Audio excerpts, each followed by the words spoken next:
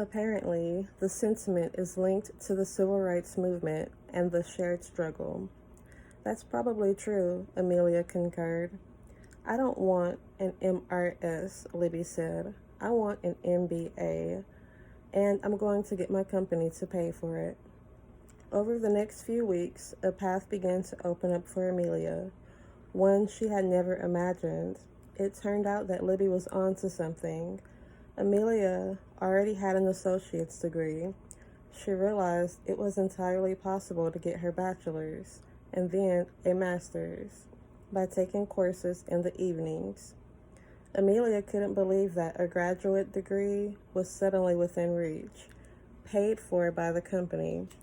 All she needed was to get her boss to sign the papers. She could have forged Ben's signature. She signed his name all the time to form letters he was too bored to deal with.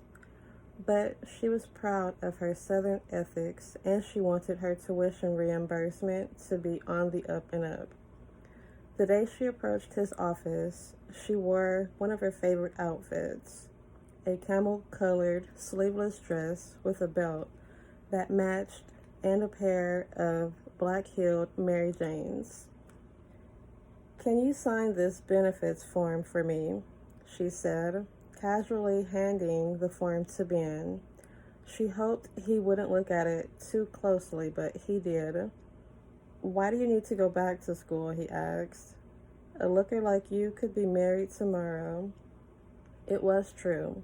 She had a boyfriend, Carter, but he was too, put it lightly, hard to pin down. She wanted something more, something harder to achieve. "What are you going to study?" Ben asked. Amelia smiled and said, "Art history. I'd like to work in a museum someday." She didn't know why she lied. Maybe because she was afraid of telling him the truth, which was, "I'm getting an MBA because I could do your job better than you can."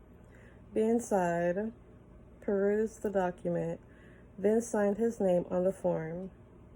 Amelia gently retrieved the paper and walked swiftly out of his office, ready to secure the life she wanted.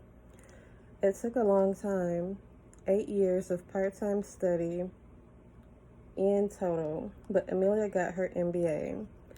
Then she passed her security sales supervisor exams and became one of the first Black women to wear the trading jacket on the floor of the New York Stock Exchange. In 1985, becoming one of the first Black women on the New York Stock Exchange floor was a proud historical moment for Amelia's community. But the rest of the world can be cruel to the first, and she was not immune to their insults. The hazing was quick and brutal. One Monday morning in December, she came in to find that the drawers of her desk had been filled with what she hoped was horse manure, but could very well have been human excrement. Someone had turned the heat off that weekend to ensure that the cold temperatures would freeze the manure rock solid and make it impossible to move. You could smell the shit from 15 feet away. Maintenance workers had to break down the desk, remove it, and bring in a new one. Amelia lost a whole week on the floor because of that prank, but she persevered. The next month, her phone lines were cut.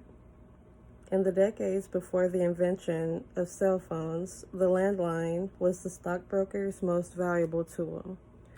2 days and hundreds of thousands in trades were put on hold as a result of what the supervisory board called a non-malicious prank. In the first few years, Amelia was audited by her supervisors every 3 months, a process that required hours and hours of preparation as she opened her books and proved the legitimacy of her trades. She watched other women quit the floor, but she held strong. Every time she put on her forest green blazer and pinned on her badge, she felt a rush of excitement.